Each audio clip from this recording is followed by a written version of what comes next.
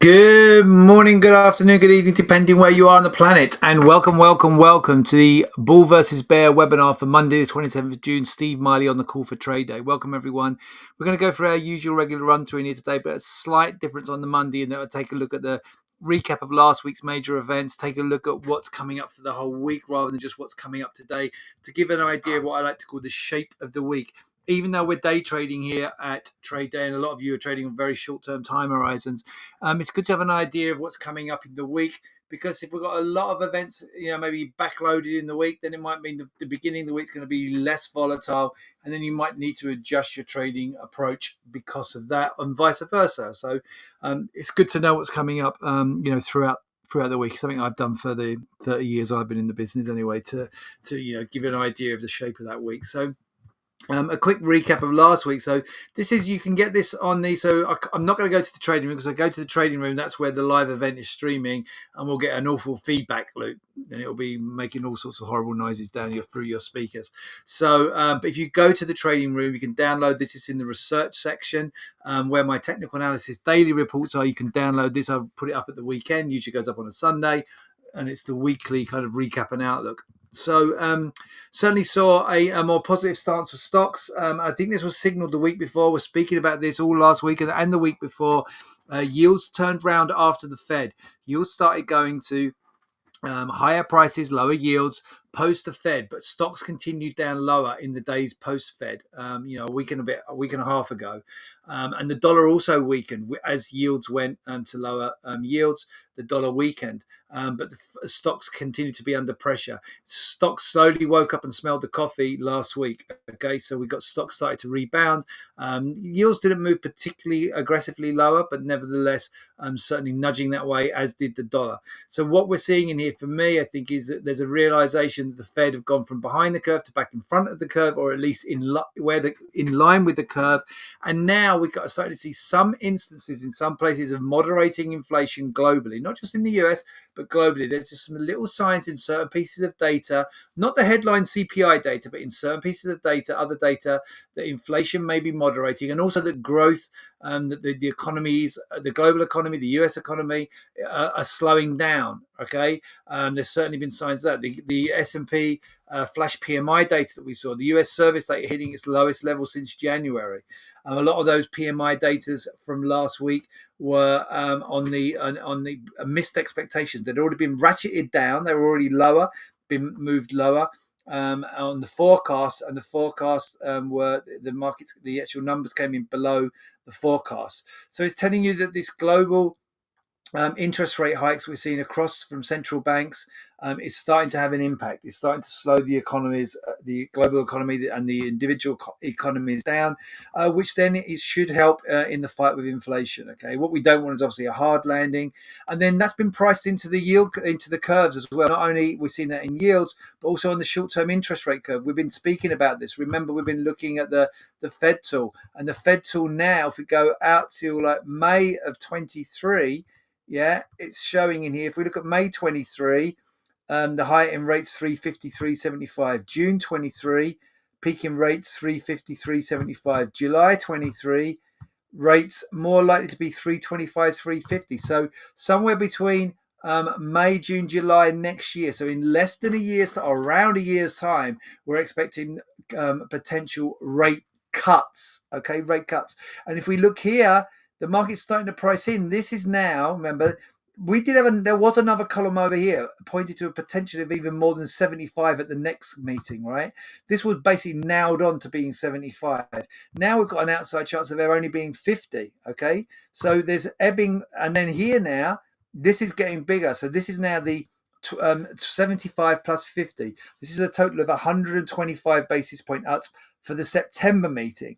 So now we're pretty much, the chances are we're going to get a 50 and a 75, at least between the two meetings, and only a small chance of 275s, and maybe a chance of only 250s. Okay, very slim chance, but maybe. So the market is pricing in one, less aggressive rate hikes. It's pricing in potentially a lower peak in those rates, in the rates next year, and it's also now starting to price in an earlier cutting of rates because the economy would have slowed down enough, inflation would have slowed down enough, and the Fed might be trying to cut rates. So all of that has been started to be priced in basically in the last week and a half post-Fed. And so the bond market, the interest rate curve, this is a representation of the interest rate curve, right? This Fed Watch tool comes from the CME, right, and it's basically is priced off of the futures markets, okay, off the euro dollar market, which is what I spoke in here in the article, the euro dollar market. So we're seeing all of that coming in, and so it's not only there, but UK's, even though UK inflation hit a record 9.1. I've spoken before about the fact that of the major global economies, the UK seems to be a bit of a lead indicator. It's not leading inflation. What I'm saying is a lead indicator. We've got probably the highest, I think, inflation rate of the major economies, major global economies. And it seems that there are some signs in the CPI data we got last week, and in parts, not the actual CPI data itself, but parts of that, whether it was from the core data, whether it was from the month-on-month versus the quarter-on-quarter, we started to see a very gradual slowdown, some optimistic signals in some of the PPI data in that report, showing some optimistic signals of potentially moving towards. I'm not saying we're at peak yet. I'm saying that peak is still potentially out there, but we're certainly seeing a slowdown in the rise in inflation. Okay, so those are all positive. And on the back of that, we saw equity markets leap higher. We spoke about pushing above some important resistance levels on Friday. They took out those resistance. Importantly, the S&P actually closed a bear gap from a few weeks ago, which was really significant. I didn't think we'd go that high, but we did go that high. European Asian equities also signaling strong bases. US yields continuing their lower yield push, and the US dollar's pointing lower as well. So all of those things resulting in a more positive tone for equities, okay, for stocks and stock indices. Let's look at what we've got coming up. Central bank wise, there's hardly anything going on this week, but what we do from the actual individual central banks, but there is this European Central Bank, the ECB Forum on Central Banking. It's like the Jackson Hole Forum that we have in the US, but this is the European one. So they've got the ECB Central Bank Forum from Portugal. That's from Wednesday. At the moment, we've also got the G7 meetings going on. They're going to be important. I think they're in Germany at the moment, the G7 meetings. Going to be watching for anything that comes out from there. And it's also quite a heavy week on data. We've got some data coming through. We've got durable goods today, consumer confidence tomorrow. That's both from the US. Japanese retail sales Wednesday, German CPI on Wednesday. We've got that ECB Central Bank Forum also Wednesday. US GDP, which obviously big headline data, but it's very backward looking. But most important, I think, this week, or up there with the most important, is going to be the PCE data. Not so much, I think, the quarter-on-quarter data but on Wednesday, but on Thursday we get the PCE data for month-on-month and year-on-year. That's the ones we're probably going to watch. The quarter-on-quarter we need to keep an eye on as well. Remember, PCE, personal consumption expenditure. This is the data that the Fed tell us they watch for their best inflation measure. The market doesn't usually react to it like it is that data, but the Fed are telling us is the measure that they watch. However, given they tell us, we should certainly be watching it. And it does have an impact on markets, but usually less than the CPI data. Also on Thursday, we get UK GDP, German retail sales, and there's an OPEC Plus meeting. So that's going to be significant as well if we get anything from those guys. And then we end the week with Japanese inflation and employment reports. And then if another big set of important data, we're not getting the market data on Friday. Usually the market data and the ISM data, the PMI data that we get from market, the global data from market, and then we get the both the US and data from market and the ISM, the Institute of Supply Managers data. The ISM data is the more important data for the US, but for some reason, I'm just going to go and look at the calendar actually very quickly in here. Where's my FX Street calendar? I'm going to quickly go to this calendar because for some reason on this calendar, it doesn't show. If I go for this week, I put this together and looked at it yesterday. I looked at a couple of calendars, but the reason I'm going here is it hasn't got, so it hasn't got the, Oh, they PMI. Maybe they didn't populate. They've populated it now, so we do get we do get the market PMI data on Friday as well. We do get the market PMI data on Friday, so we're getting the market data, and we get the we get the S&P market data, and we get the ISM. That wasn't populated in here when I looked at it over the weekend. So we do get that. So it's not just the US ISM PMI; it's also the global market PMI. So that's another important day. The global market PMI. On the back of having had the flash PMI last week, we get the final data and we get the ISM data on Friday. But I think, that as well as the US PCE data that we get across Wednesday and Thursday are going to be really important to watch out for. So going to today, obviously, it's going to be we've got the durable goods orders. They're coming up in about 50 minutes time. Okay. We also get Williams speaking later today at 18:30, 6:30 p.m. Obviously, post-market close in here. That is Eastern time, 6:30 p.m. Eastern time. Third things to start your day. I've already looked through this, guys. There's not much in here. We had Russia as defaulted, like a symbolic default, really. How's it going to impact the markets? We're looking at almost certain. Well, it hasn't. I can tell you, it hasn't impacted those markets. First default since 1918, I believe, 1917, 1918, after the Russian Revolution. What have we got here? Tightening continues. This is just a generic. I mean, there's really not a lot of news. This is just a generic. It's not actual news in here. This is a survey about bear market continuing.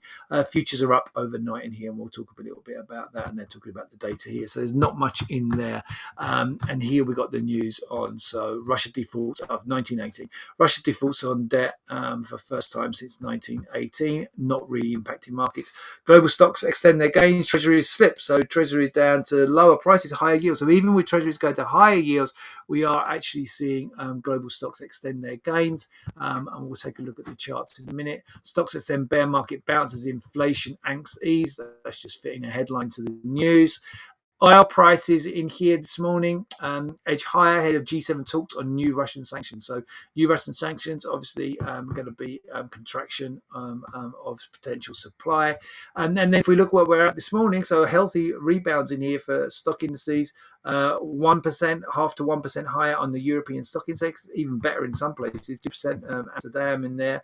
The DAX, the German index, up nearly 1%. And if we take at the US futures in here today, so having had really solid gains in here, 3% up for the Dow and the S&P, just under over 2.5%, and the Dow, the Nasdaq was over 3%, the S&P over 3%.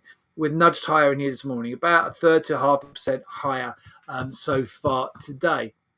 We've already looked at the Fed tool. Let's take a look at some of the charts. So in here, first thing we're going to take a look, just a nod to the Treasury market, because I just want to talk about that.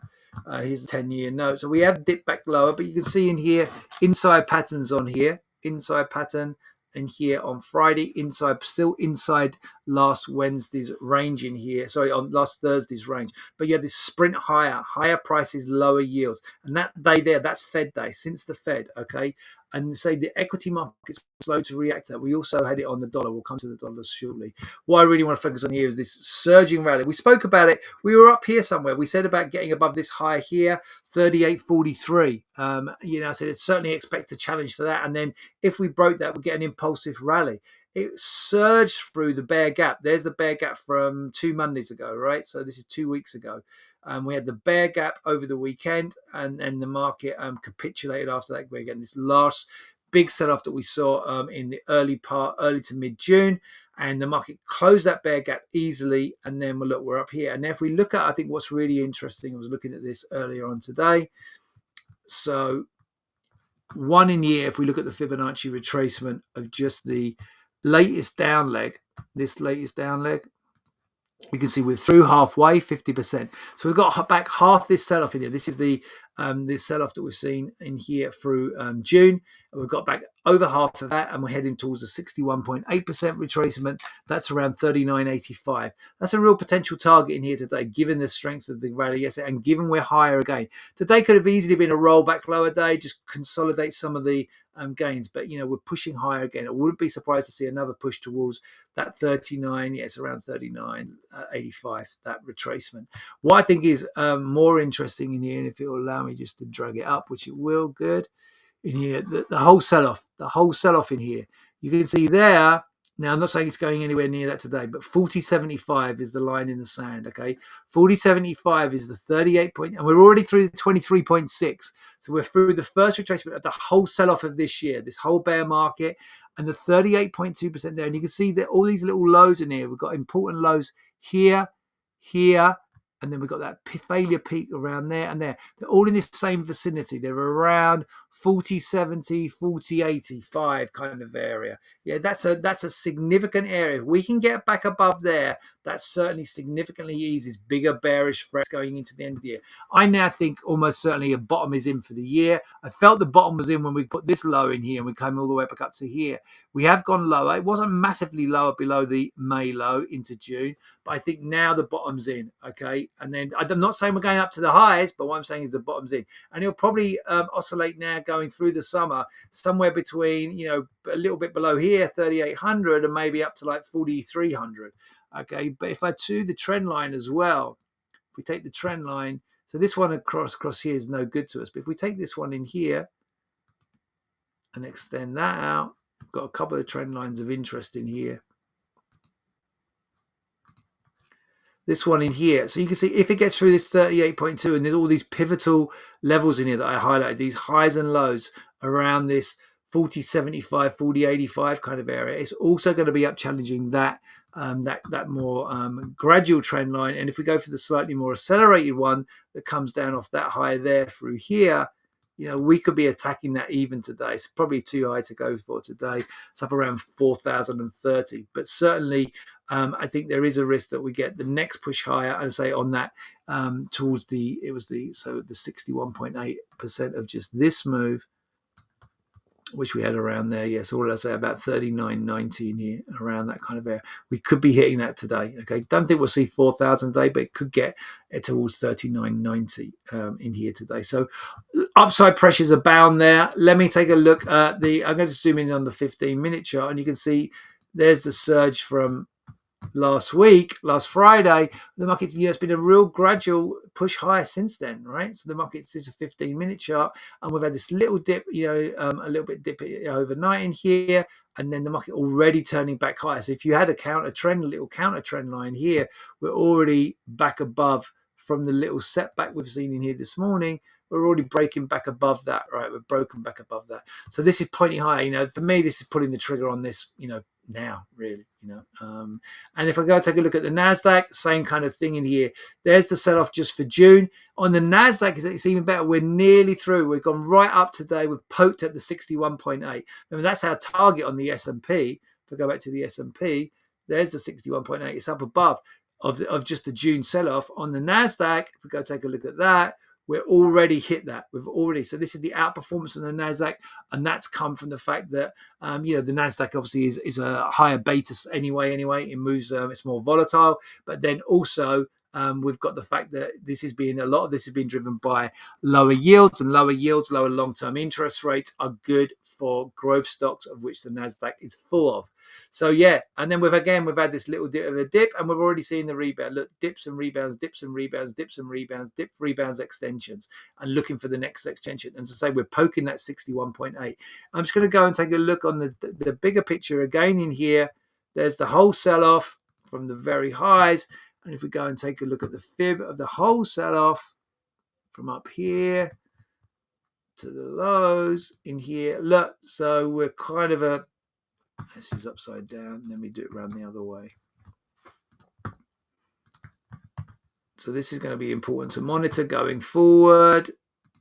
So we're coming up to the 23.6. That's going to be interesting. So that today, 12,345 up through there would be another bullish statement for the NASDAQ. And the NASDAQ, in the next few days, this week, it could even be back up to these June peaks, the early June peaks. And if it does that, then that's a really strong basing pattern and really points to market high. So, but short term on the day trade, I can't say anything other than, you'd be bullish in here, right? That's a 30-minute going to the 15. We've had these dips and rebounds, extensions, and looks like we're going to get the same again. Again, if we go and look at the counter trend line that runs through here from this little correction we've had, boom, we're up through that already. So all looking very positive there. Let me jump to the commodity markets.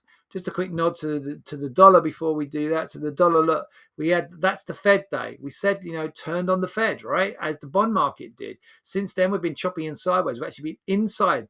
The turning day was the Wednesday of the Fed. There's the Thursday. And then since the Thursday, we've been caught inside the range. This is the dollar index. Caught inside the range. But where are we? We're at the bottom end of that range. If you look at the candle, that's the body, the real body of the candle from that Thursday after the Fed. Look at the bottom of that body is there. The market has used that as support. Yeah, look, held there on the Friday, held there last week, and it's nudging there. So the dollar's pointing back lower in here at the moment. Dollar lower in here is going to be correlated with positive for stocks. Okay. Let's go take a look at the gold and oil markets. Gold in here has rebounded back up into the range. Been looking for this rebound to come. Rebounded higher in here today, but still very much defined by, if we go to the daily chart, that broader range in here. But, move towards the bottom end of that range, and now we've turned. I would see the market moving back higher over the next few sessions for gold, looking to upside for gold. And if we go take a look at oil, we are getting a rebound. But again, we're caught inside the pattern from this big sell-off range we saw 22nd of June, whenever that was. That was last Wednesday, I think. And we saw this big sell-off in the market inside that. Now, we did get a rebound back on Friday, and the market's dipped and rebounded today. So for a day trade, bigger picture, very bearish on this now. But if we look at here, the market now coiling in here, right? This is the consolidation phase. And although we're up at the top end of that, you'd probably want to say, well, whilst it's below kind of here, and the market's fading down from here, we'd probably be saying, it's in this kind of triangle pattern in here, and it's gone up, faded, got up, faded, got up, and now it's fading again. I would prefer to venture a short with a stop maybe above like there. So I'd stop above 108.35 or the actual high 108.60, short with a stop and reverse above the peak from there, which was from last week, up at 108.60, 108, where's the high? 108.58. So stop above like 108.70, short in here, and looking for a retracement down into here, back into this range, because it seems to repeatedly have failed in this area here. So looking for it to fail there again. Obviously, you have G7 with the potential sanctions on Russia. That could significantly impact oil. And then further down the line, obviously, we've got the OPEC, but we're not going to hear from anything from them till Thursday. Okay, so tentatively looking to oppose this kind of the fact that we're at the top of the range, looking for it to mean revert back into the range. All right, guys, that's going to be it from me for now. Please do pop anything in the chat. If no one ever puts anything into the chat, I'm here to listen if you want me to answer any questions. If you want to email any questions over, please do so. Send them to either Steve at, info at, support at tradeday.com, and I will try to cover them in the webinars. I'm going to wish you all a great trading day. Stay safe out there, and I'll be back with you with actually James will be with you with the Bull versus Bear webinar tomorrow. I have a day I'm not able to make that, so James will be covering for me tomorrow. I'll be back with you on Wednesday.